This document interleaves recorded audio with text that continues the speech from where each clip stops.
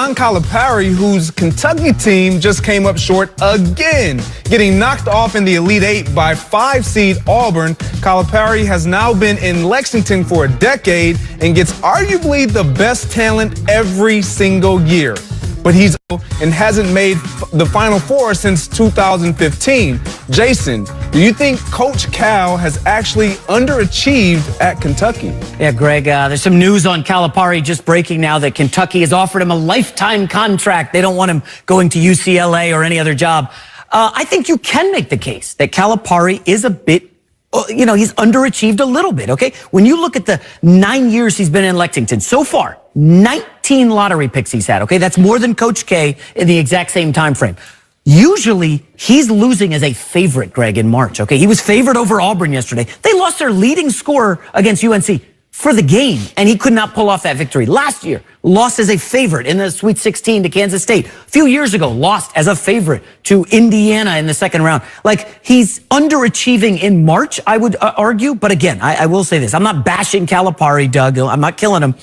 It is tough to get to the Final Four. Fun fact, Coach K, 2 Final Four appearances in the last 15 years. It isn't easy to get to the Final Four, but Calipari's had more talent, and I would say, yes, he's underachieved. I agree with you. I think he has underachieved simply because he has had the talent every single year, and he tends to get that talent every single year, and he's embraced it. That's the thing that probably stands out to me the most. He's embraced the one-and-done deals with these young kids, and he's telling them, come here, you'll play as a freshman, you'll have an opportunity to jump to the NBA. I don't mind it. Just come play for me. And with embracing something like that, you have opportunities to miss opportunities to make sure that you are one of the better coaches, or you can have those longer or deeper runs in the month of March when it really counts. And it just hasn't happened for John Calipari and his Kentucky Wildcats. I think the big thing is you know how hard it is to get to a Final Four and win a national championship?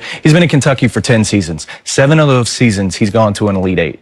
5 of those seasons, he's won an SEC title. 4 times he's been to a Final Four. He's won a national championship. Yes, he has a ton of talent, but it is hard to win a national championship. Look at the Elite Eight games. All those games came down to one final play.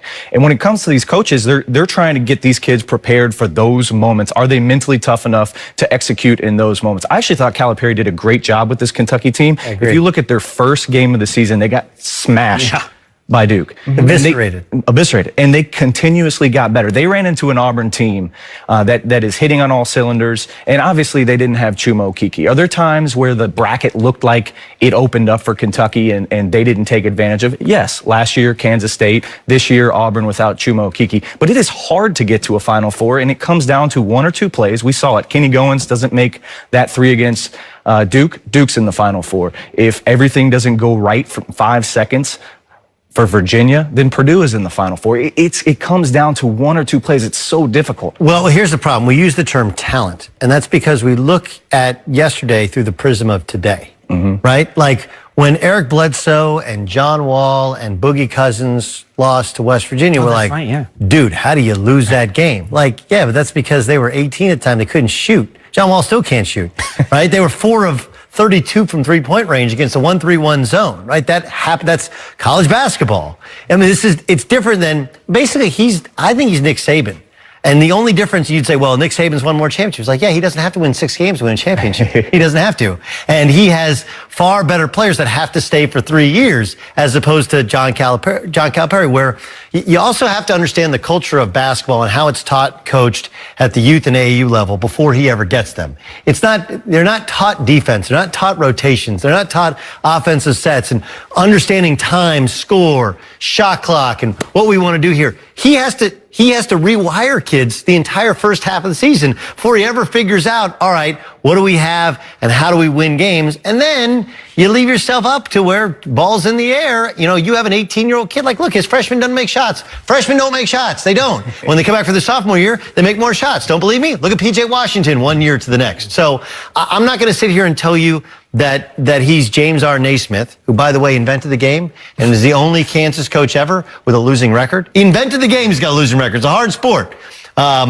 But I actually think that if you want to tell me that John Calipari is underachieved, we can have that argument.